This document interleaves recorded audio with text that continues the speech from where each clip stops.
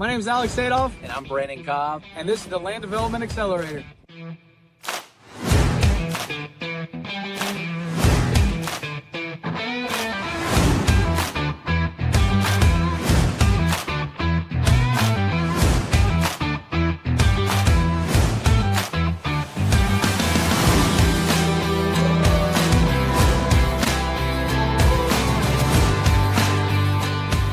Sorry, that was me. Okay. I was like, oh no, he doesn't like what I'm saying. we're cutting you off right now. We're pulling the plug. No, that was on me.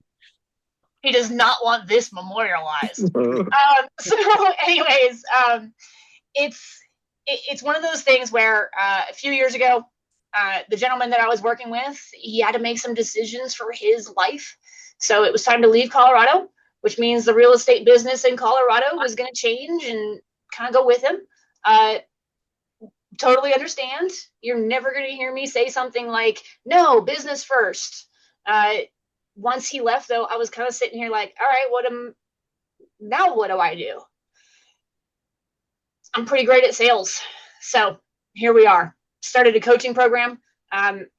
Some of you are going to think that I'm a weirdo because rule number 1 is no scripts. Not going to hand you guys a script. Not going to write any of this down for you and give it to you. I don't want any of you to say things the way that I do. So I'm here to tell you everything that I know can work for you. Okay.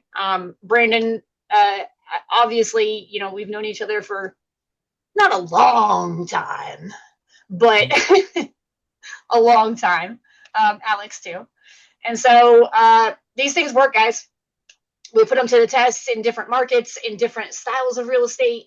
I'm not doing anything like they are at all, but these things work. So I'm here to help you guys. If I am saying things that don't make sense, please stop me and interrupt me. I'm not a college professor, so I don't want to be sitting in a lecture hall. If I get like that, stop me. All right. Get clarity, whatever it is. Yeah, that's who I am. I'm Jen. I'm also a homesteader. I milk a cow every day on top of this. Real and raw. I love it. That's funny. I didn't know that you did the Verizon thing door to door. So I sold ADT home protection systems in my college months. That's how I paid for college and tuition. So same thing. I was selling alarm systems, knock, and we do it. So that's super cool. I think everybody needs to do door to door sales when they're younger, at least put their kids through it because it's such great experience that everybody needs to go through that and learn how to deal with rejection and overcoming that. Speaking of which, we're going to talk about some rejections today. But one of the things that I want to know is when you're training sales teams, because I know you work with a lot of businesses and I know you work with a lot of their sales teams, what are some of the mindset shifts that you had to overcome? Because I had some pretty big ones when I was, first getting started in sales, and I've trained sales reps before. And this business is a little bit different because we're not lowballing people on their land. We're force appreciating and creating a lot of value. But I've come across still a lot of people that feel insulted, when I make offers and stuff like that. And, they think that they're lowballing. And so it's kind of tough to train the sales reps sometime that hey, you're doing somebody good. This is a good thing. And I've definitely trained the sales reps that feel like they're maybe taking advantage of people or, so there's some mindset stuff that you've got to get over. What are some of the biggest mindset shifts that you've got to have the teams overcome, and how do you do that?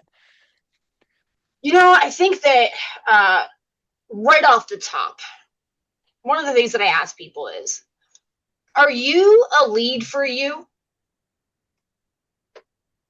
Are you a lead for you? Yeah. Are you the type of person that would be a lead for your business? The answer 100 times out of 100 is no. Because guys, we're real estate investors, right? And so we have a level of education and knowledge that our leads never will.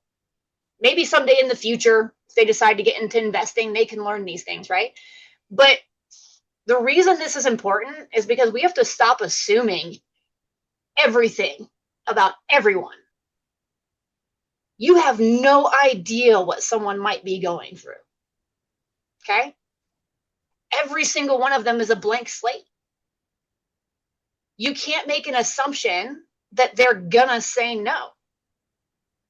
You can't make an assumption that they're instantly going to be angry when you say it. that there's no reason that they would ever do it, that their property is perfect, right? There's so many things that we can like jump to conclusions with, and we're doing it because we're educated. Because it doesn't make a lot of sense to us to partner with some guy who just cold called me on my property. I can do it myself. Why would I'm never going to say yes to Brandon. I can do it myself. Therefore, I cannot make decisions for them. I can't make assumptions about them. I have to just ask all the questions. I know the answer to nothing, right? And so stopping ourselves from assuming things about people is absolutely one of the most difficult mindset shifts that I would say, for sure. But quickly right behind it, the answer is always no if you don't ask. Right? Are you a hockey fan? You miss 100% of the shots you don't take. Right? Yeah.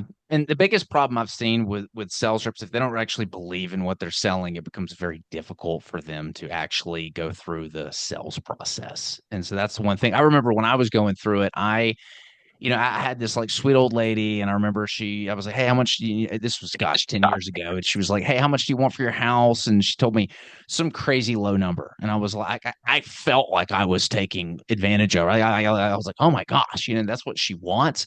And then, realize it, like she had nobody. And when I really peeled back the layers, like we needed to move her because her family wasn't there for her. She needed, to keep the house, as is, didn't want to go through the process of moving some of the stuff. She had like a junkyard in her backyard. And I was like, okay, all right. Like there's not a whole lot of people out there that can do the enormous amount of moving or value add in order to facilitate this person. Okay, I see why now we need to, get the best, possible deal. Now, it makes sense. So what are some of the there's two ways kind of approaching this because marketing is a multifaceted type of business here. We've got cold calling where we're reaching out directly, and we've got like marketing people who are causing the phone to actually pick up and ring. So let's like look at both those real quick. If you're training someone's sales rep to make cold calling calls, like what are some of the first things that you train them to say in order not to get the phone hung up? Or because I get like 8 or 9 spam calls a day, and like there might be one or two I pick up thinking like, oh, this is a legit, the city's calling me or somebody because it's like a local number, and it's not. And I'm like, boom, immediately hang up. So how do you train the sales reps to avoid getting stuck with those type of calls? So for cold calling, I think that it's important that the first or second sentence sound so kind of ridiculous almost that they pause because they're just like, wait, what? Right? You're not calling with, hi, my name is Jen. I'm with 123 Business, and I'm wondering, are you the owner of ABC Yeah. Treats? Right? Like you absolutely cannot say these things. Okay? You cannot. Don't listen to the YouTube and the blah, blah, blah. If you say that, you are forcing yourself into a situation where you're going to have to make the absolute most calls to find a lead now. Okay? Yeah. Because that's only going to get you your hot leads. So here's what I do. I give people permission to hang up on me. I tell them right away, hey, my name's Jen. I'm a real estate investor. You own property in an area I love. If you are not interested in selling that property and you don't want to talk to me at all, it's okay. Hang up on me. If at all you might be interested in selling, I would love to talk to you. Wow. Oh. Yeah. Like a G, baby. There we go. Yeah, no, I can see that one. Because it's awkward. Because I've personally done a lot of sales calls. I don't do as much cold calling anymore. But for me, it was like I needed to name drop like a street that they knew, or I know if he still reaches out to landowners and he'll actually like name drop like the mayor or the council person, or maybe even like a neighbor that they spoke with. But I like that. That's pretty clean because that's a cut and dry thing that anybody can use in anywhere because you don't have to memorize the street or whatever. That was one of the problems when I was doing these was I was like, okay, I got to have some kind of intimate information about the area in order to kind of cut loose. So I like that. So let's flip the script now. Let's say that they're calling in because they've received some type of mailer, and they're like, okay, how do you filter out the tire kickers who are kind of a waste of time? Or how do you train the person, answering the phones or the sales reps on how to filter out the tire kickers who are sort of a waste of time versus the ones that are actually interested in selling? So many ways. The short answer is not hugely different than what I did with the cold call. I'm also giving people permission to tell me no, right?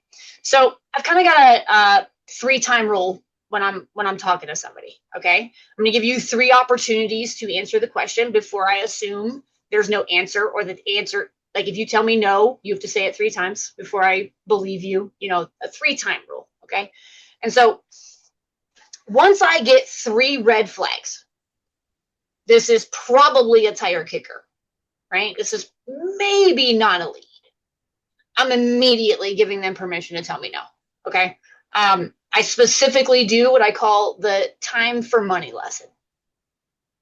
Mr. Seller, you've got 2 options. You can go retail, or you can work with somebody like me. Okay. Now, I'm not going to be your highest price, right? We start talking about the differences between the two. And that was kind of lengthy, but it's really just about making sure people understand that retail is how you're going to get that high price. If you really want to wait and nothing matters and there's no solution that I can provide that's actually going to be valuable to you, then this is what we need to do. Or we go this way. You don't deal with all of that. You don't have a listing agent, people backing out, banks, guys in suits telling me what to do with my money. You're not going to wait and then an appraiser cancels the deal. None of that's going to happen, all right? But you're going to trade me time on price. Convenience for cash. Peace of mind, price. This is the trade-off that we're going to be making. So I'm going to be at a lower price, but I can do all of these things for you. Mr. Seller, what do you say? No, I need to get you a realtor's name and number. Like that's definitely the route that you should be taking, or should we keep talking? It's okay. You can tell me no. It's all right. So you're leading with like the value prop, so in this it would be like, hey, here's how we can add value to you. Ours is a little different. Like we're usually paying them more than what their land is worth because of the forced depreciation play, but it's like, hey, you got to hang in there with us for 15 months while we execute the land entitlements. It's a little bit different of a sell there. So you're going straight into like the value prop, like, hey, here's what we can do for you. Like you kind of get it out on the front end, like here's what we can do for you and how it's going to work. Kind of like a take it or leave it. Like if you're not okay with any of these terms, like, hang up now. Only if I got 3 red flags am I going to that. Otherwise, my conversations are more of a straight line. I start in the very beginning with big open-ended questions. I don't know if this is a hot lead, a warm lead, or a cold lead. So you cut straight to the point if you get 3 red flags. Like, hey, look, like let's stop wasting our time. Here's what we can do. Do you want to work with me or not? So what are some of those red flags then? Well, I'm not just going to give it away, Jen. Right? Yeah, sure. I'd sell it for the right price. Or I got 20 realtors and 60 investors trying to buy my property right now. Okay. We know what the red flags are, guys. Right? This is not. If it feels like someone who's not a lead would do, right? That's a red flag, period. And I'm not making any assumption. I've just noticed flags. So now I need to ask the question. I'm not assuming it's not a lead because he said it. I'm clarifying now. Are you a tire kicker? Are you somebody who belongs on my follow-up? Are you somebody I need to reject right now because you're floating in space on price? And like, we can talk again in a month, maybe, right? There's all these different avenues, but somebody's called into my office, right? I've done marketing. They've called in. That's going to be the rarer person. Those are warmer leads. So honestly, my conversations are starting at, hey, how's your day going? That's actually where my conversations are starting. When I pivot to the property, I don't actually ask them about the property. It's big, wide open. I need them to start talking to me. That's it. Yeah, that's what I've noticed too. If they're not willing to like open up, then that's kind of a red flag. It's like that, they're not interested in that. But like one of my favorite things, and I'd like to hear how you do this too, that I would back when I was doing most of our sales was what's the story behind the property? It's been in your family long time? Because there's man, people love to talk about their property, and I've noticed if I can get them to open up and start talking about it, the guard kind of drops and I can actually get somewhere. So is there anything else that you do to kind of allow them to just open up like that? That's the key phrase is how do you go from that cold call or they called you and all right, give me the price for my property immediately to like, all right, let's kind of get to know each other a little bit. That's my segue. How do you do it? It's the same way. I don't say the word story, but I'll say, "Hey, Brandon, so what's going on here? You want to sell the property? Why are you even considering selling this property? What's going on? Hmm. Just tell me what's going on, right? Talk to me." It's not specific for a reason. Whatever they say right now are the most important things in their opinion. I officially get insight as soon as they start talking. Some people are going to start talking about the property. Some people are going to talk about how long it's been in the family. Some people are going to start talking about the problems, the taxes, the things they tried to do, and now it's useless. But whatever they do say is important in their opinion. So now I know what they're thinking about. And sometimes we as investors don't understand the level that it feels to them because we know it's meaningless. Here's a good example. Anybody ever hear of radon? Yeah, that gas in the ground. Yeah. Ridiculously easy to deal with. Like, I did it in my own home, right? I live out here in the foothills. Of course, I've got radon in the ground underneath my house. 4 hours and I think about $400 later, and there's a radon mitigation system installed in my home, and there's not radon in my house. Every single time an investor sees that on properties out here, Vagiv, I know they hear radon and they're like, nope, I'm out. And they just they run as fast as they can the other way. Yep. 4 hours and $400 later, there's no more radon in my house. So what would be the main goal on the calls? So like, if you're cold calling someone or you got a call that's come in from some of the marketing, like what's the main objective of those particular calls? Sorry, say that again. You cut out just a little bit. I was trying to listen, but yeah, the main objective that the sales rep needs to accomplish on the cold call when they first reach out or when the call first comes in, like because that there's multiple steps in the sales process, right? Like what's the objective on that? Like if they say I got this or I accomplished this, the call was a success. Why the leads? Why I would say would easily be Why they're selling. Yeah, why they would even consider selling if it's a cold call too, right? Because absolutely 100%, not everybody that you talk to is going to be ready right now. So if we at least understand the why, then we can act appropriately, right? If somebody's not ready right now, okay, great. Then let's be the only person that they know when they are ready, right? Yeah. Or let's be the most magnificent one they know when they are ready. So I would say get the why, guys. Figure out what is even, and that's not surface level motivation. That's deeper. Okay, I need the money. Why? Yeah. Yeah, this really hit home when we implemented some sales training in our organization. I think it was I can't remember, John Martinez, something like that, a long time ago. We asking why multiple times when they give you the reason. It's like, well, why do you want to sell? Just I need the money. Okay, well, okay, great. What's the plan with the money? Can I get going on a vacation? Whatever.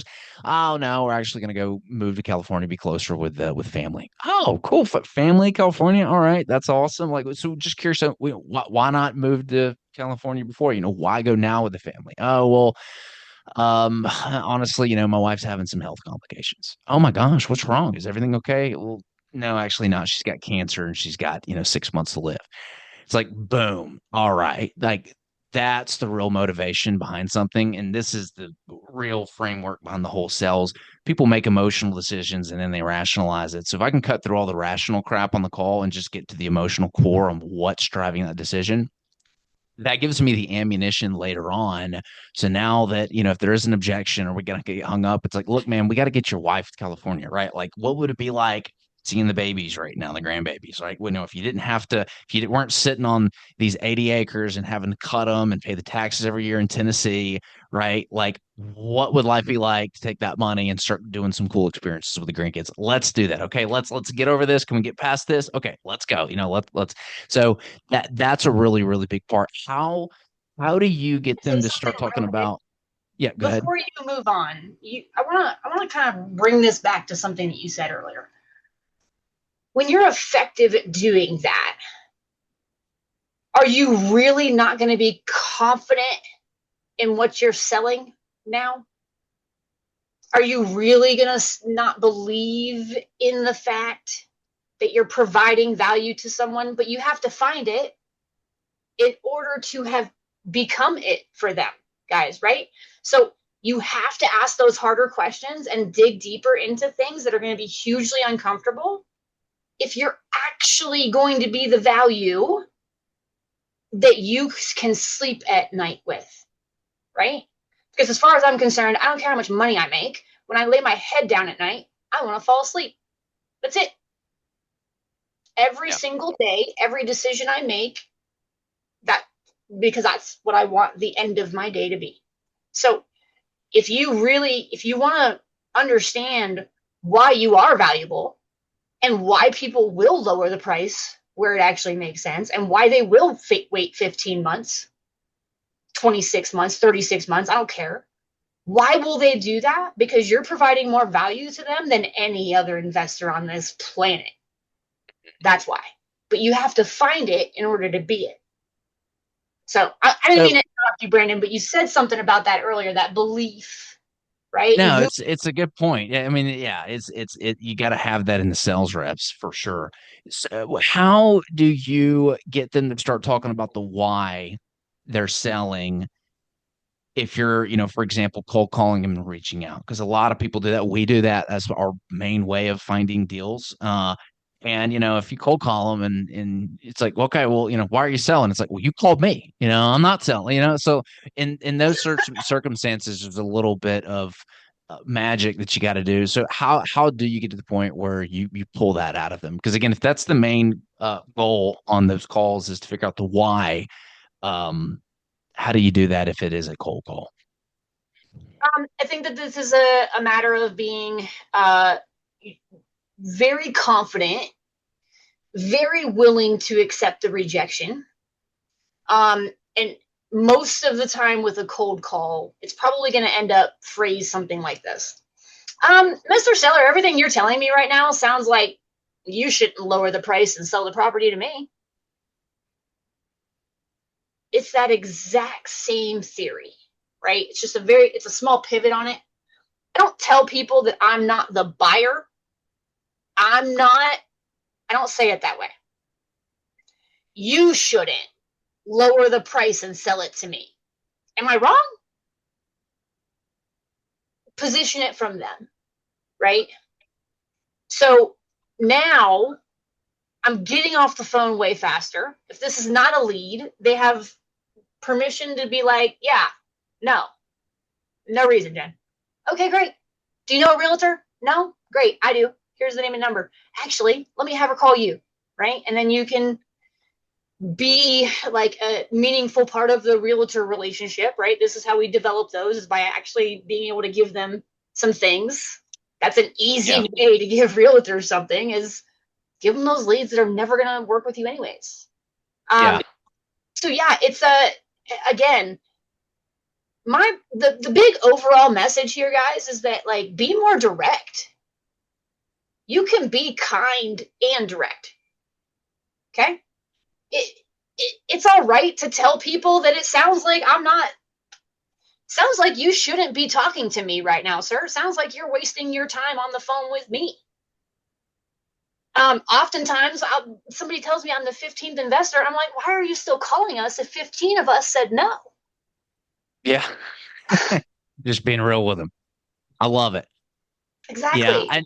I'll try like I'll try to even get them to start thinking about it. Like, hey, let's make this transaction a little fun. After I build some rapport, hey, let's say you sold the 80 acres and you put the $1.5 million in your pocket. What would you do with it? I'm just curious. Like literally, seriously, what would you do with the $1.5 million that we're gonna give you when you and I are sitting across from each other after this closes and talking about what a great transaction it was for both parties. Just curious, what are you gonna do with the money? So I'll do some things like that to kind of help plant the seeds.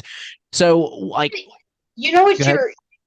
you're doing there, man, is so every single person who ever works with any of us is going to be doing one of two things. Okay, they're going to be running from pain, or they're going to be running towards pleasure. That's it.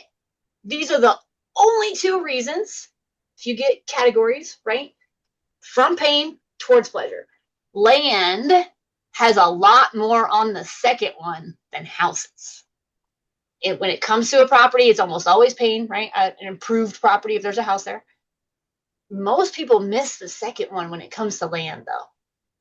And that's exactly how you find it if there wasn't a pain. Well, hey, it doesn't sound like you got any problems.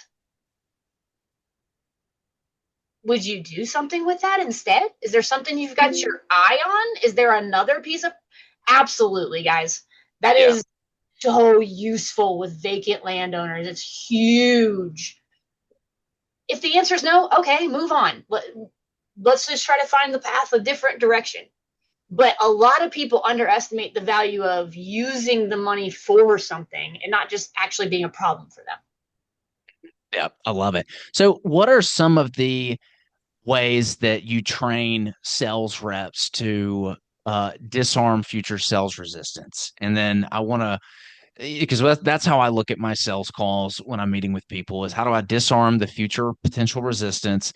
And then I want to go into like your objection resolution model after that. So do you have any tips on like how to disarm some future resistance? Um, stop pretending you're the Kool-Aid man and that you're gonna blast through that brick wall that they've built. Not gonna work. You have to build rapport. Because what happens is the seller pulls the bricks down themselves. Okay, it's the only option nowadays. Guys, it's not going to work. AI is creating this. Okay. Sorry, I talk with my hands too much, and now Zoom always raises my hand. I'm trying so hard to stop. This happens on every Zoom meeting I ever do now. So AI fatigue is very real. Okay.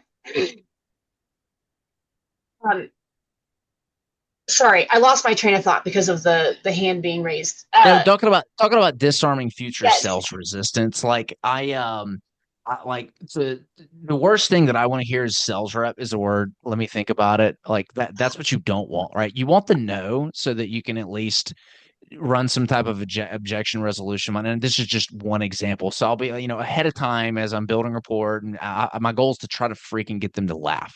And as weird as this sounds, if I'm meeting with somebody in person, on a sales call, like I want to try to get them to like touch me, like put their arm on my shoulder or this or say, yeah, like not in a weird way, but like if you can, I know this is weird, but if you can get that other person you're meeting with in person, if you're walking their property or doing whatever to like actually touch you or whatever, that's a really good sign. So, and I'll in that moment, I'll say, hey, look, we're just talking, I'm going to make you an offer. We're just talking numbers. At the end of the time, you're going to get an offer from me. But like the last thing I want to do is, insult you. So if this doesn't work for you, tell me that you won't give me a maybe or think about it. Just tell me no if it doesn't fit for you. Are you comfortable with that? Yes, you are. Okay, good, great. Because I'm going to do the same thing. I'm not going to tell you like, hey, let me think about buying your property, whatever. I'm going to give you a for sure. So that's really helped me overcome that one objection. So then, if it is a no, I can be like, great. Hey, thanks for letting me know. Tell me why it's a no, and then I can kind of go through the objection resolution. So like, are there any anything else that you're using to disarm future sales resistance similar to that? Well, it's a lot of the things that we just talked about, right? So you're using the permission to tell me no. That's exactly what that is, right? You can tell me no. It's all right. I say it a little different. I say, please don't kill me with a maybe. So when it comes to disarming sales resistance, the idea here is that you have to be confident, but guys, you have to be so authentically you that they don't feel like they're talking to a salesperson. That's the trick. They shouldn't feel like they're on a sales call. Yeah. Because that is the Kool-Aid man, right? My age is showing again, maybe. I don't know. If you're just you, they start pulling the bricks down because they feel like they're just talking to someone. That's the trick. The trick is not using tricks. The trick is just be you. Don't say the words exactly like Brandon did or I did. That is how you avoid sales resistance. That's how you destroy it, by them pulling it down. Now, when it comes to objections, so what you just described, by the way, is called an upfront contract. Hey, you and I can agree at the end of this call, we're going to be in or we're going to be out. I'm a big fan of deploying some of these when necessary, not automatically. If I feel like this is a hot lead and this phone call has been going great, I am not going to mess it up with some upfront contract. All right? I'm not going to bring sales into a conversation where sales didn't exist if I don't need to. So I'm a bigger fan of using it when necessary. Now, guys, you have to start, though, with a template. So you have to actually start using it on every single call so that you can find your voice, right? You do have to start there. You can't just trust your gut right now to know when. You've got to put these reps in. So you have to set an exact order of events for your calls. You have to. If you're just winging it, call me next year when you need a job, right? Because that's what's going to happen. Your gut's going to start making your decisions. So you have to set an exact process. If you like this upfront contract idea, say it on every single call, starting today, the next lead you talk to. Done. Every single time. And don't stop for 90 days. You have to give it time.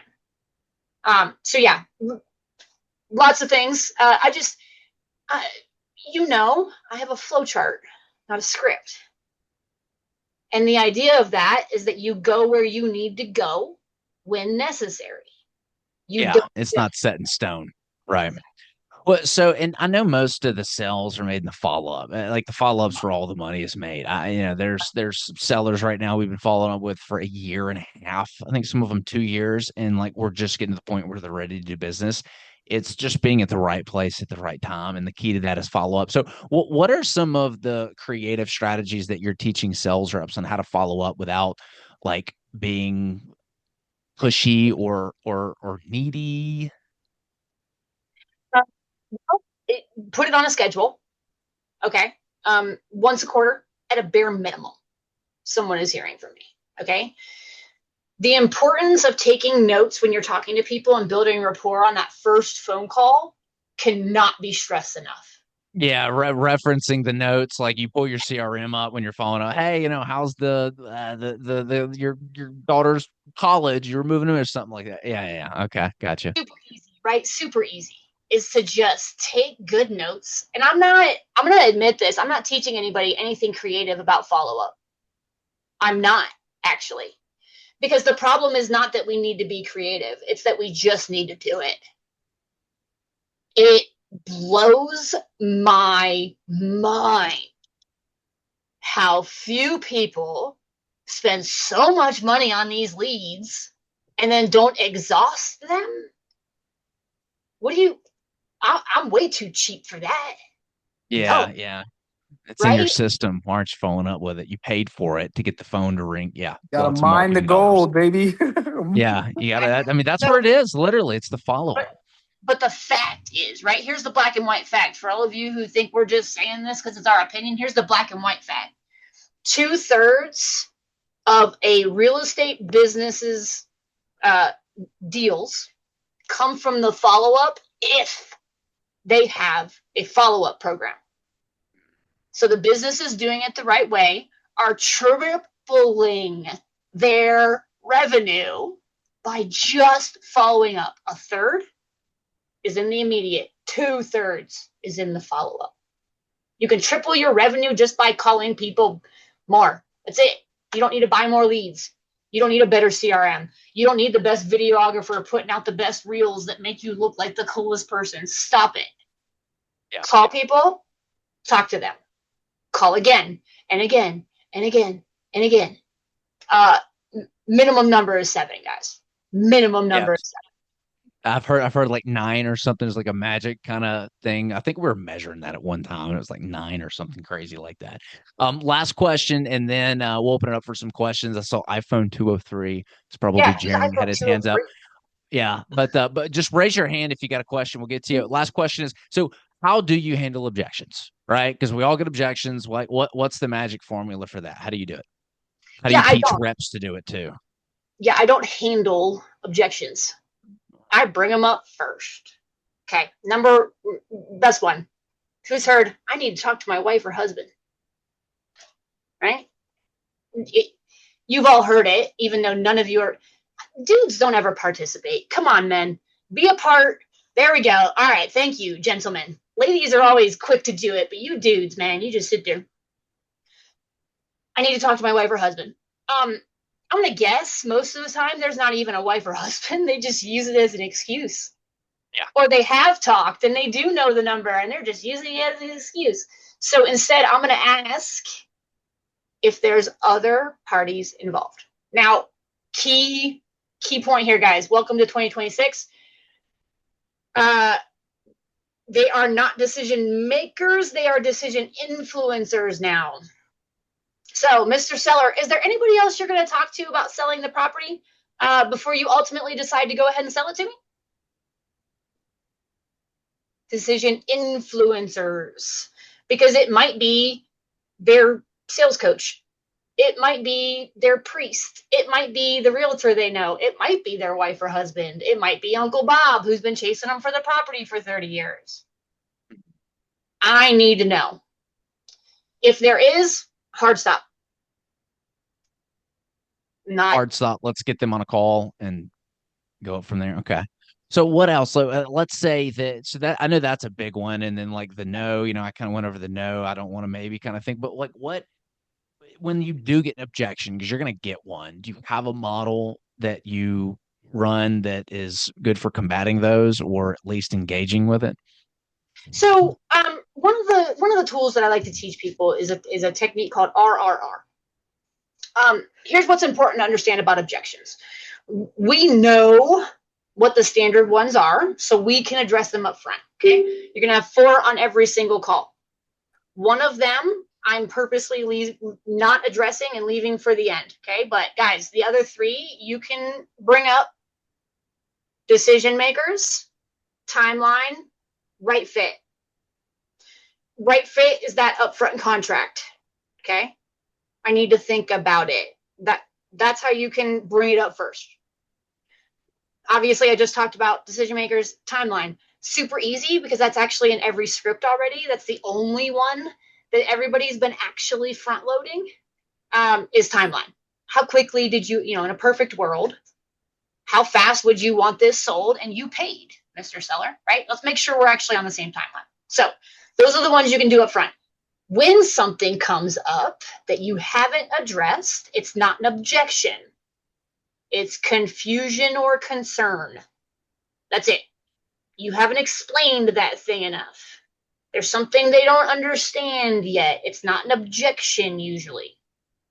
They need more information. So we're going to do R, R, R. I'm going to repeat literally what they just said. That's the first R. I'm going to relate to the information. That's the second R. I'm going to resume with a very specific question, digging deeper into the thing they said. So, well, Jen, blah, blah, blah, blah, blah. Absolutely, Mr. Seller. Repeat the thing. In a lot of instances, I've been able to help people out with that. But let me ask you something. Is it because of this or this? Specific question, right? Throw out an objection that might come up that I haven't said. Anybody? What kind of objections are y'all getting?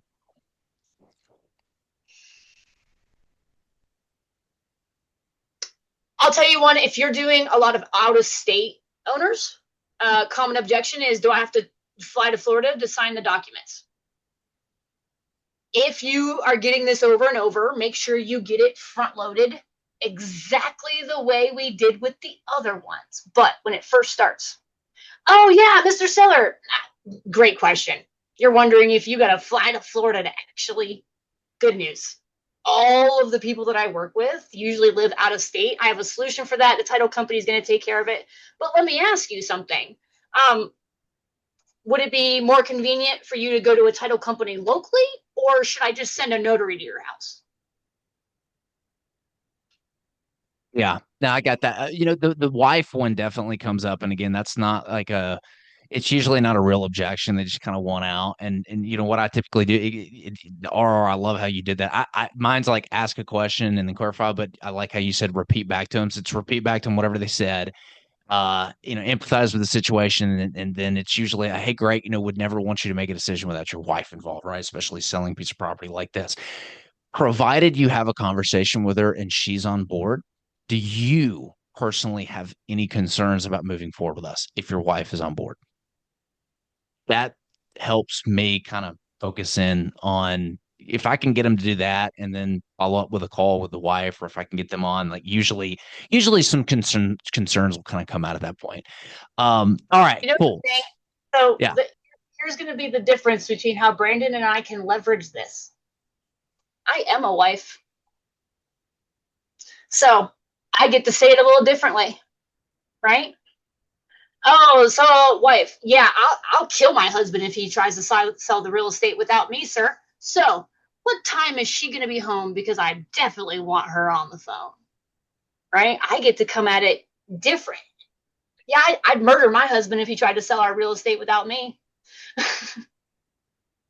So guys, this is like back to the big point. You have to figure out how you do it. It has to be you. Yeah. Because you guys are, all dudes. Please, somebody try to say it that way and send me the recording. Somebody say it that way, please. Send me the recording. I need to hear that, okay? You have to say it your way, all right? Maybe you and your wife are the type of people who literally sit down and talk through the pros and cons list. Tell them that then. Yeah, I get it, man. My wife and I sit down every single time we're about to make a big decision, and we make the pros and the cons. How about you guys? You do that together? Should I give you like 2 days to talk about it and then call back? And then not getting off that call without having a future call scheduled to talk about it 100%. All right, I want to make sure we got time for some questions here. iPhone 203. I don't know who that is. That's Jeremy. How are you? Jeremy, what's up, dude? Not too much. I'm going for a walk, getting my steps in, so that's why I'm off camera here. I wanted to affirm, so in our business, certainly house buying, but even with land, 80 to 90% of our deals come from follow-up, and that's usually many, many follow-ups. So sometimes it's 3 times, sometimes it's 30, but that's going back to 2020. So I 100% agree with what you said there on the follow-up. My question was, and I've got a couple, but one is that, a lot of these people that are getting contacted, if we were to contact them with cold calling, and the reason I asked this specifically is because we're going to do this with land. So our company buys houses, we buy land, but everybody's saying, oh, I'm an investor, or there's that word developer. Oh, the big bad developer. So I'm just wondering if you have any data or thoughts on when we're cold calling, hey, I develop land in Wilson County, as opposed to saying, hey, I'm a I'm a land buyer or I'm a developer or hey, I'm an investor. Instead, maybe like with your riff, I think that you said, hey, this is Jen. I buy houses in your area. You know what I'm saying? So I'm just curious if because you got one chance to make a first impression. Do you have any thoughts on that? Or is it irrelevant? Um, I think I'm going back to the same thing. It has to sound like you. Okay. So if you're an engineer type person, you probably talk very differently than I do. You need to be your authentic self and say things the way that you say them. But something Brandon said earlier is also very true of me. I take life not very seriously at all, guys. As far as I'm concerned, we should all be taking life less seriously because none of us get to make it out of here alive. All right? So, humor, jokes, silliness, I throw myself under the bus all the time. But I simply tell people that I love the area and they own property there. That's it. So it goes, I think, back to a theory that and all the sales coaches in the entire world in history say the exact same thing. Talk to them like they're 10. So, no, I specifically don't want to say the word developer. I'm not going to talk to a 10-year-old like that, am I? Yeah. Sometimes with the word developer too, like all of a sudden the price of the property just went up twice as much in their mind. I've noticed that too. That's the problem with using that developer word. So like, but I like you. So Jeremy, you do what like I do. Like back when I was doing cold calling, I try to throw in something intimate about the property so that I'm not that spam caller or whatever. And when I'm training sales reps, it's the same thing. Like I've got to remove that because we get so many spam calls. And you said Wilson County. So if you immediately called like, hey, I'm a landowner in Wilson County. Boom. Like they're like, well, I live in Wilson County. You're different now. You're not that spam caller with the funding department or the what is it, the freaking car warranty extension. Good God, I get so many of those. So that's what I try to do because I'm immediately different. But I don't want to use the word developer personally because all of a sudden it's like, ooh, developer, right? You're like just the price of the property goes up, in my opinion, if I use that word. Got some example words for you that have worked for me in the past. I'm a direct buyer. That's another one. Direct buyer, not cash buyer. I partner with owners would be another way especially for like what this community is doing, right? I partner with landowners. Simple. Don't say I partner with landowners to develop future sites for blah, blah, blah, blah, blah. Don't say it the whole long version, but talk to them like they're 10. All right. Act like you're talking to your buddies, but not if you're, not if you're a Marine. That's not what I mean. But like, your friends, right? If you're at a barbecue, how would you talk to people? Just be like that. Makes sense. It totally makes sense. Yeah, I get it. And that's what we try to do. But I was just curious because, again, you got one shot to make that first impression. And some people, they hear that all the time. Oh, another investor calling me. And they're like, oh, So I was just wondering if that makes a difference. Can I ask a second question? Yeah, go for it. A little bit different. Linda's got her hand up. All right. So we don't compete on price, right? So competition for us, sometimes we get in before other people. Sometimes we get in after. Sometimes we have no idea. Sometimes we have no idea if there's going to be other competition or let's call it other investors or buyers, right? My question though is it better to get in first if you know there's going to be people there? So I've had this a couple of ways, and I've actually had Brandon Cobb get a deal from me. I never told this, but this was years ago. Your company got a deal from us because we were supposed to be there right after, and Brandon's company locked up the deal and they canceled my appointment. And so my question to you is, again, we don't compete on price, but we know price matters. And so sometimes we have these articulate ways, or, we analyze, we're like, oh, it's better to be in there last. No, it's better to be in there first. I don't know if it actually is better or not, but I was just curious what advice you have if we have the opportunity to get in there right away, or, oh, just call us after. And then how do we, if we are first and they're like, yeah, well, we kind of want to see what the other offers are going to be. Again, price may not be the only thing, but we do know that price matters to some extent, right?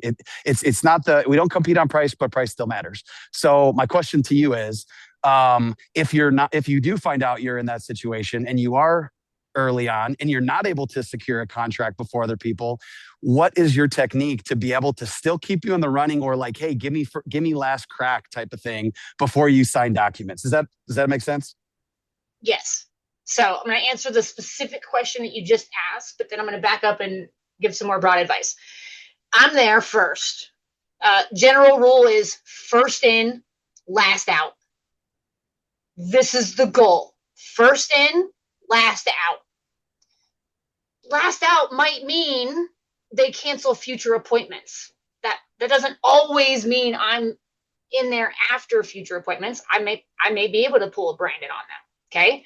But the key here is first in, last out. That's speed to reply. That's first in, 100% all the time. Okay. Last out. If I can't secure the contract, this is the question you asked, I'm going to make them promise me that they will not sign it without talking to me again. Very directly. All right, Mr. Seller, that makes sense. I'm like you. I kind of like to hear all my options, see what other people have to say. I don't like to just go with the first person who shows up at my door either. All right, so that's smart and that's very, very wise. I very much want to make sure that I have an opportunity to come back here and talk to you, though. So make me a promise. You're not going to take any of those deals before you and I talk again, right? Yeah.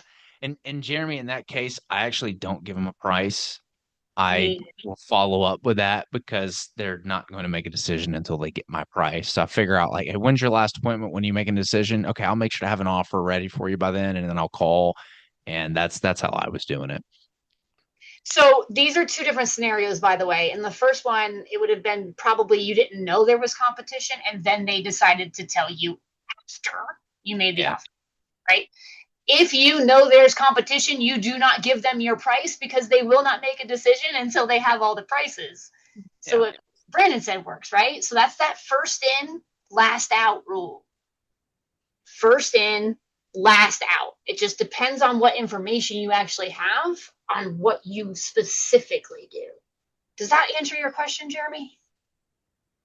It does. Yeah, that's good. And I think we've tried so many different things. And again, part of it too, to some degree, is it's a little bit of a crapshoot because everyone's a little bit different. And so I think part of it is reading the room. And there have been times where we knew that we were going to be under somebody else. We just knew it because we know our competition. We're almost always under them. But like my partner has gone ahead and made the offer. And then there's other times where he's like, dude, I'm not doing it. I'm going to wait and see. Or he's like, I really want this house and I can go higher. So I'm going to wait. So I think I was just curious what you had to say, because we've tried all these things and sometimes we're like, man, we hit that one out of the park. We did it perfect. And other times we're like, well, why didn't they tell us? Right. So anyways. First in, last out. Keep that as your rule. Linda, you're up. Oh, am I off mute? Oh, I am. Okay. So I have a comment and a question. Maybe I'm different. I am kind of the opinion that why I'm selling a property or why I've inquired about buying something is kind of none of their business. So I think you have to be very sensitive or mindful of that. Well, why? What are you going to do with the money, or why are you selling, or whatever? A general why are you selling is fine, or why are you interested in this service, or whatever. But my family and War and Peace about my business, I see that as none of their business. So, can I challenge you right now before you go on? Are you your leads?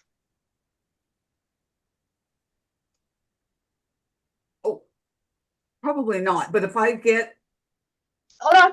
Just are you the type of person that would be a lead to your own real estate business? well, I buy and sell the same kind of property, but I know how I would respond to a hard press, like, hey, tell me all your information right up front when I don't know this person. So I think we need to be very gentle in terms of the drill down. I'm not being clear enough. Let me dig in deeper into this. Do you know how to develop property and build houses on it? And you know how to do this, right? I'm learning. Your leads do not. You are not your lead. So every single decision you make based on how you feel or what you would do is not what your lead might do.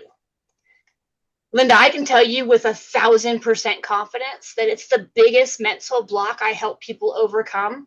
And on the backside of it, they're amazed at how willing people are to talk, actually.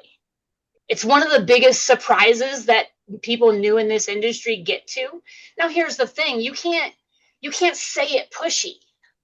You can't force it. So that the absolute huge thing that needs to be, like, this is the asterisk, right? Tone matters. Exactly. It's what we're asking though. It's not, I don't assume they know anything about the content of land or developing land or whatever.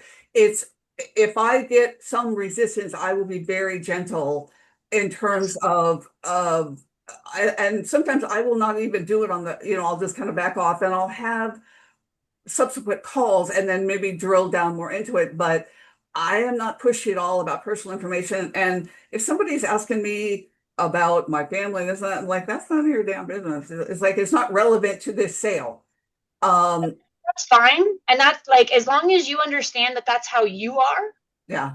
And you can accept that that does not mean that's how they are. Because right. I can tell you right now that it has taken less than 5 minutes for me to find out somebody's entire life story before. And it's not because I was pushy. It was because they wanted to share it with me. Right. And some people will. Right. Yeah. So some people will. That's all. Right. It's not, I don't think you have to not ask the questions on the first call. I think you have to be mindful of who you're talking. Right. That's all. Right. And you were mentioning before about, as the wife, you could have a different response to that one question. I think as a woman and not a 20-year-old woman, I think I have a little bit of an advantage as well in that I remind them of their daughter or whatever. And if they're calling you dear by the end of the call, that's a good sign. And I think it's maybe a little more disarming than a younger guy calling them. But my question is, they will also ask me about my information. And generally I will say, like, well, how do I know you're legit? And I got all the calls, blah, blah. And usually I'll say, well, you can look me up on the Secretary of State site or, and yes, I own land, here and there, and name drop a couple things, in the area, and, and, do the credibility thing. Occasionally people will ask for something official. Do you ever, and 90% of the time that's fine. Occasionally people that are really good leads will ask for something. And so I will send a couple of example properties or whatever, but is there anything that you ever send them to establish that credibility if they really are sort of wanting more? What specifically do you mean? Like they want to see your website or they want to see your BBB listing or something? Yeah. I would flip the question around on them. Yeah, I can show you anything you want. What do you want to see? Right? Yeah. That's what I would do. Like, what is it that you want to see? And I'd be happy to share it with you. Usually it's how many deals have you done, or give me examples of deals. So I'll send, some little bit of information about some properties or whatever. And that usually does it. But I'm just curious if you have anything specific that you send for that when you get that question. So we use a collateral pack, because I'll speak to this just because it's in our industry with like land. So we send a collateral packet. Like the collateral packet has information in the ways we add value. And then, of course, we have a website, and the website has examples of deals that were done. Like typically, that's all that they're looking for. I don't know, Jen, do you use anything else? I have nothing prepared for that because it's not about how many deals I've done. There's something else I have failed to do on this call. Because nobody has ever been like, yes, Jen, I'm gonna do business with you because you said you've done 100 deals before. Nobody ever says yes to me because of that. They say yes to me because they believed my promise, because they trusted me. So the problem is not how many deals have you done or do you have a beautiful collateral packet.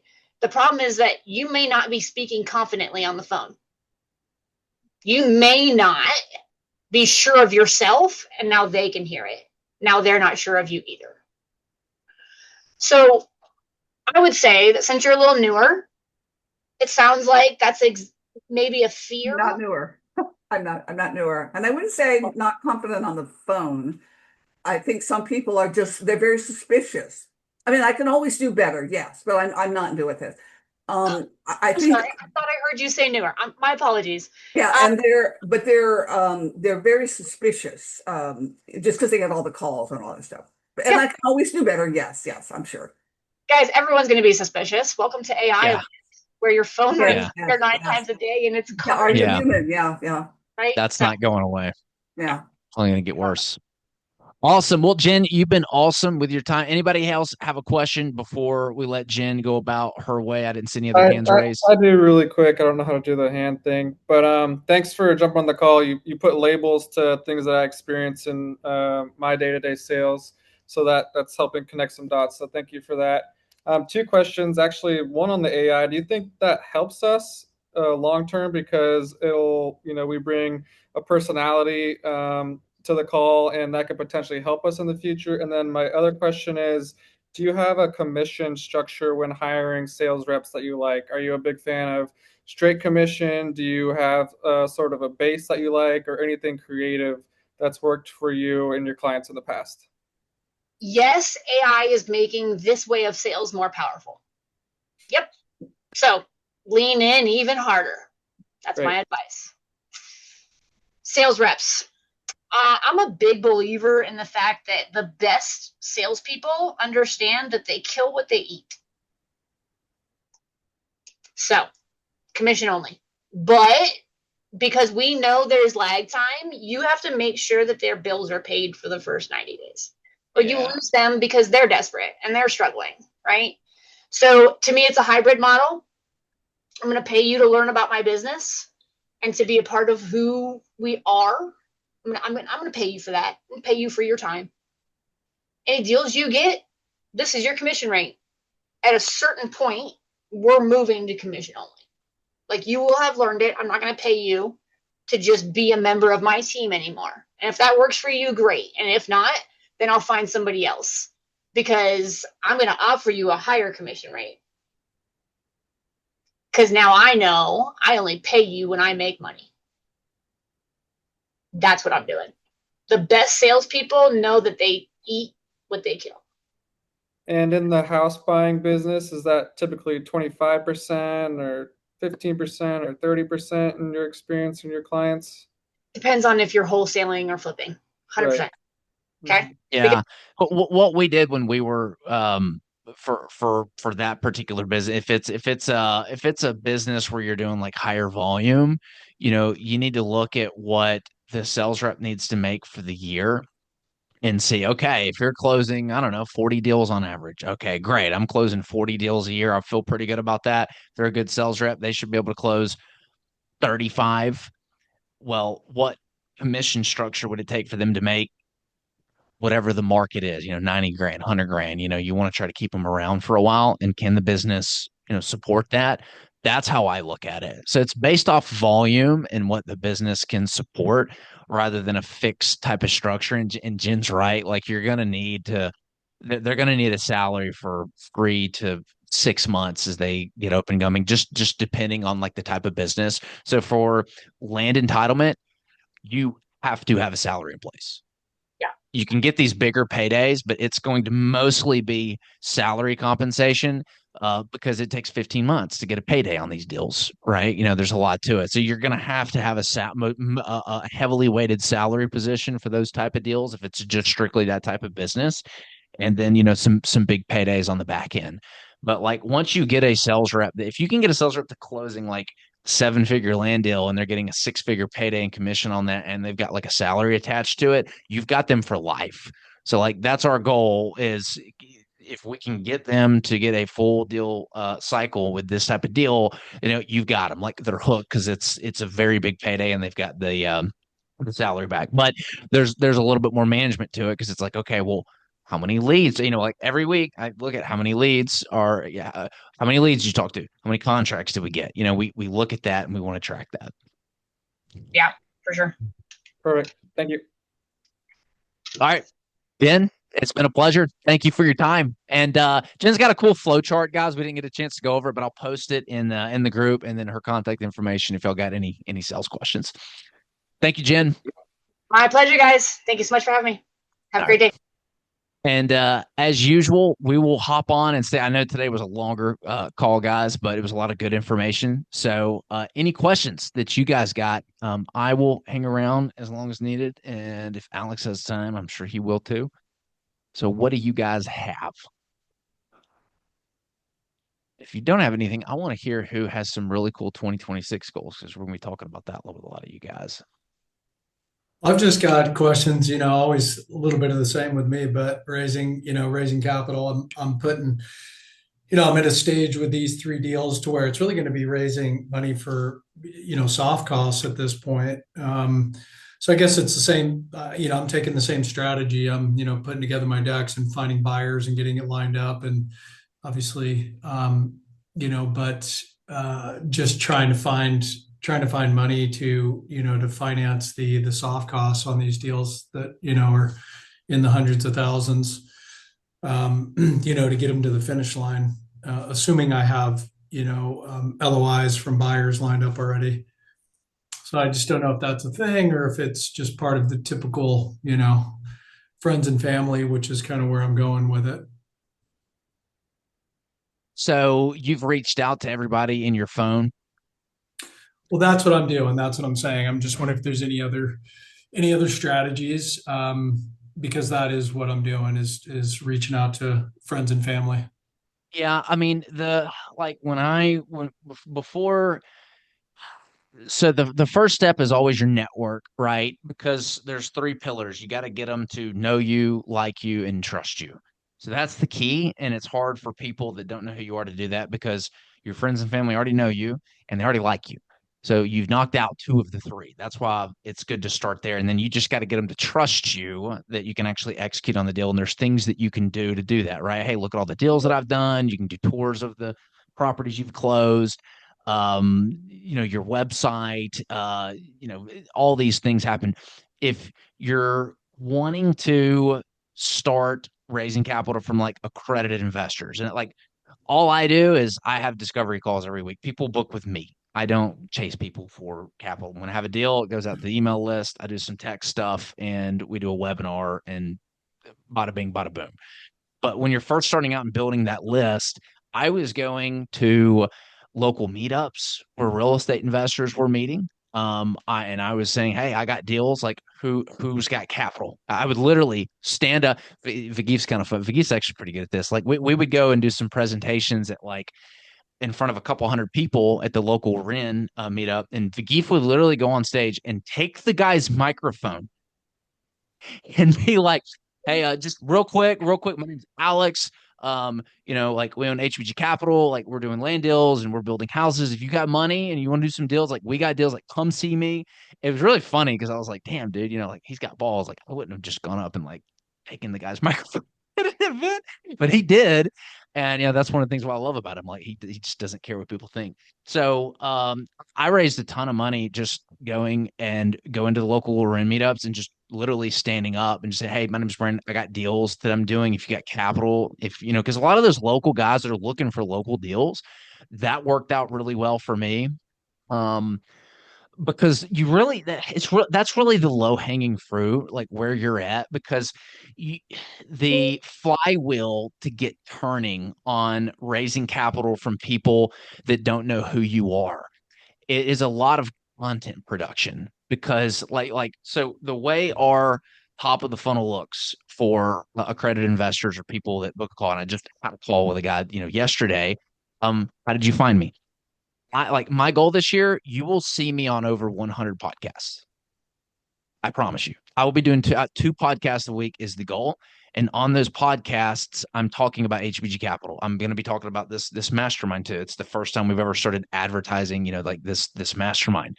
So 100 podcasts is the goal. I have a list of 1,000 podcasts that my VA goes and gets me scheduled on. And that's just the drop in the bucket. So like that happens, and then, but I have to have a funnel, because the amount of lifting that it takes mentally to get somebody from I don't know who Brandon is to I want to give Brandon $100,000 is a lot.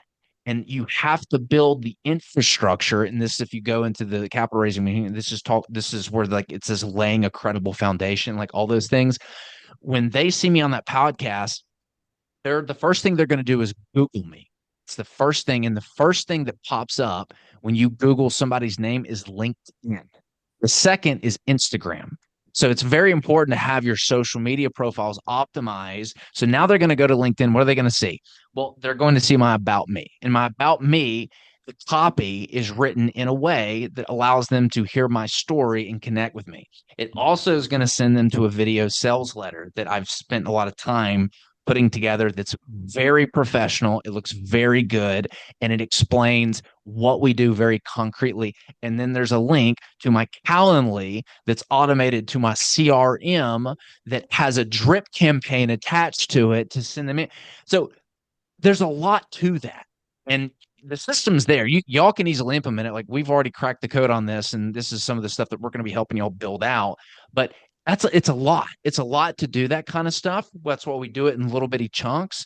But it is so easy to go to some local meetups, or have my list of friends and family and people that know me, and go down the list and ask them, hey, do you know anybody who wants to learn about these opportunities?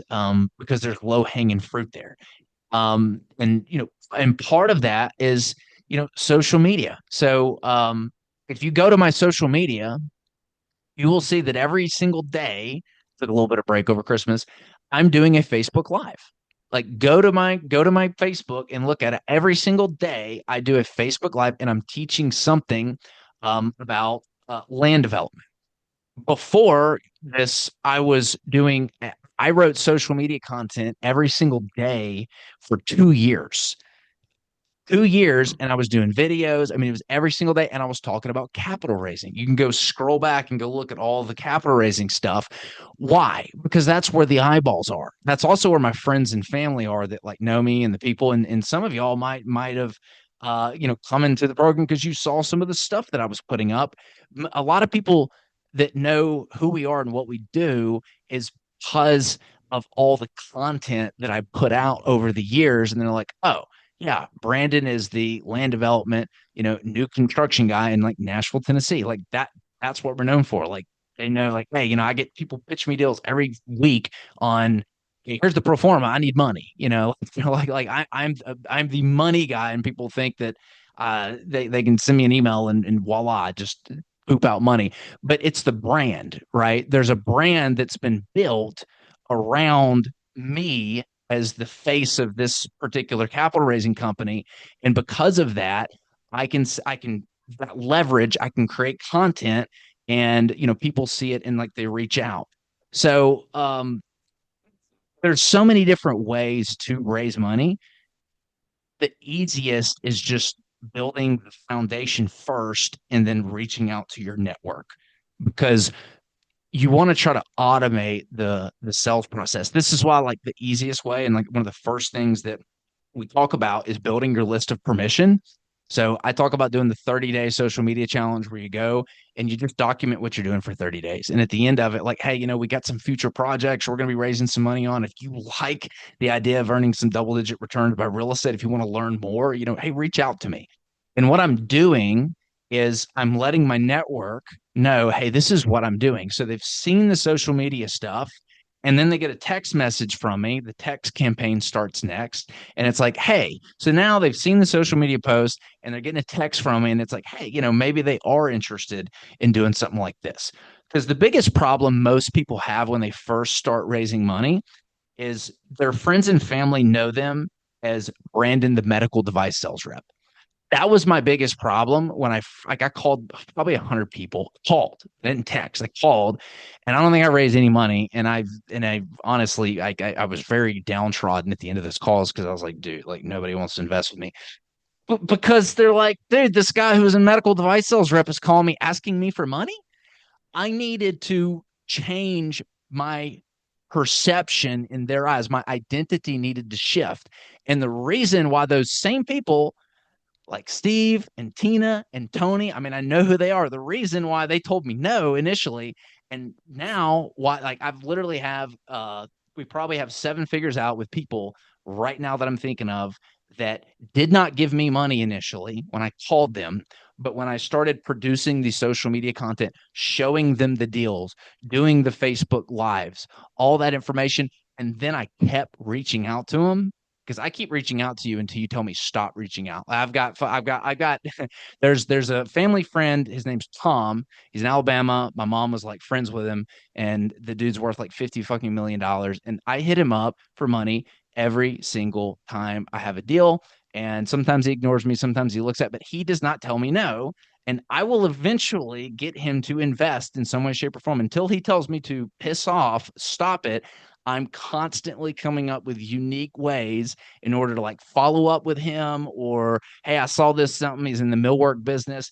And like that. So that process is there for a reason. People need to know what you're doing. You need to unveil your secret identity if people don't know who you are. The issue is a lot of people don't want to do that. They feel weird putting it out on social media. They feel weird doing that. And if that's you, that's fine. You don't have to use social media. It's a free tool and it's powerful. But there's so many different ways to do it. There's no one right way, but starting with your foundation and and getting and building your list of permission, like that's why we really push that. So I don't know. I talked for a long time there, but did any of that hit or answer No, what it you were? does.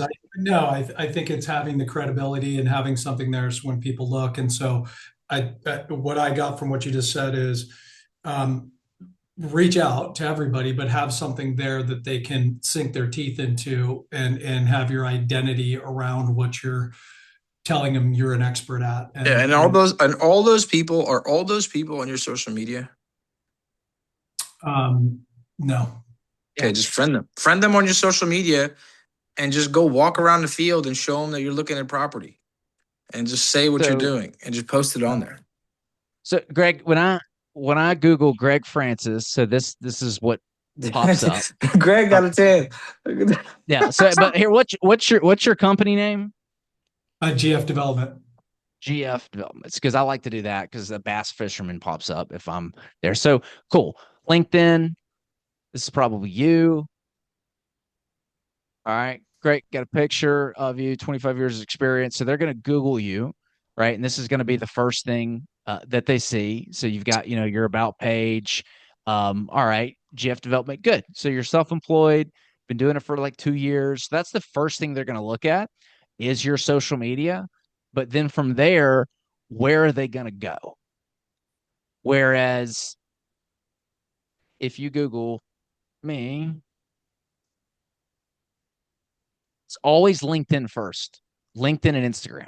Those are the top 2 for whatever reason.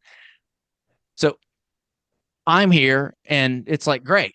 Well, okay, what do we do? What is our business model? Boom, boom, boom, boom. Learn more. Go here. So there's a call to action. What we do, watch our video. So and again, this is optimized for like the coaching stuff. But if you look at our capital raising information, all of this was geared towards capital raising. I'm sorry, it's coaching stuff right now, but it was geared towards capital raising stuff. And it still is. Like a lot of this content is the same. Like I have a what we do, watch our video. So somebody who doesn't know who I am, or maybe it's a friend or family member is coming on here, they're watching our video sales letter and they're going like, holy cow, what is this? And they're impressed by it. And then there's a call to action. Hey, check out our free course, request an invitation. There's a next step involved to get in touch with me about doing this. So, they're going to go through. So they're going to look at that. And then the next thing they're going to do is they're going to look at Instagram. And they're going to go, okay, what's going on with Instagram? And then they're going to see this information and be like, well, what is our houses? And they're going to click on that and they're going to be like, oh, wow, that looks like a plat. Okay, cool. Oh, wow, another plat, a townhome. Like, so it's a way for them to get to know who I am and what I'm doing without me having to do it.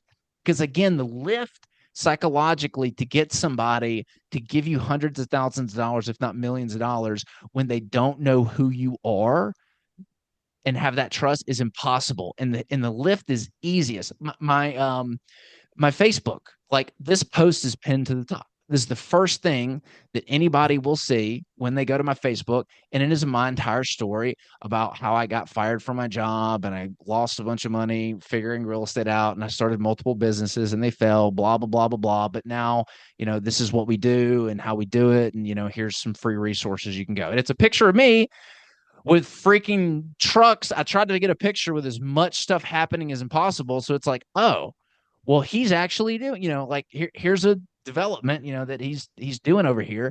So, and this is easy, guys. This doesn't take a whole lot of time. So the first step is building that foundation, optimizing the social media channels, get you a video sales letter that explains your business strategy and what you do, and start feeding people to that sales funnel. Like that's the bare minimum that you need. And I promise you, you can start building clout and authority if you, but if you, So if you just add everybody on your Facebook, this is what I do. Like there's a lot of like Brandon's really good at systems and shit.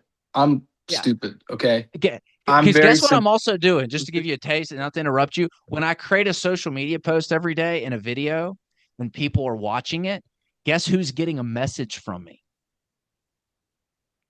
The people that watch the video that I think would potentially be a fit to invest or commented on it, because now it's a warm conversation. Yeah. Right. And this is where you really get into the spear phishing thing and the LinkedIn strategy that we talk about in the capital raising machine. It was like, hey, man, saw you watch my video. You just digging the content, or are you a land developer as well? No, I'm not. And I'll start anyway. And especially if there's some soft guys that you're talking to, like because you in your head right now, you probably have a handful of guys that you think may invest, right? Is that right, Greg? Yep. All right. Yep. Those fucking guys need to see you somewhere on social media, or need to see you on your Facebook reel doing that thing, or you need to be excited about talking about this land deal that you have, and they'll see you talking about that, and then they saw it, and you saw them look at your story, and then maybe you could reach out, hey, what's up, bro? How are you? If you have like a personal relationship. And at the very least, I'm not saying you need to do a video every day like me. You need to do the 30-day challenge. Everybody here needs to do that part where they're on live every single day recording something. But if you at least have some evergreen content of you walking a property or you looking at a property, something that lives there forever, it might be last year, but if they're looking at that, they're like, oh, Greg, land deals, got it. Yep. Yeah, makes sense. Yeah, I think I still have to build the foundation. So it's been so consumed with, getting these deals along. It's the juggle of time, but that's no excuse. I know, but the great thing is once you build it, it's there. The video sales letter that they had, that every investor has to watch, the video sales letter that every potential mastermind member has to watch, it's the same process. Like we force them to watch those videos before they have the call with me, because what that does is it does all the selling for me. And so I'm just hopping on the call and I'm just qualifying the potential coaching student, or I'm just qualifying the potential investor. That's all I'm doing. I'm not trying to sell anything. We might talk some stuff, but like I'm taking the best possible sales pitch that I can possibly do. I've put video to it. I've put social proof. I've put our investment strategy. I've crammed it under 10 minutes. And that is like the final heavy lift to kind of get them over the line. Because if they've booked the call with me, it's because they've listened to our podcast most likely. And again, that's another thing that you can do. But again, that's for accredited investors. Like, don't do any of the accredited investor stuff until you have tapped out your network. You don't have to start a podcast yet.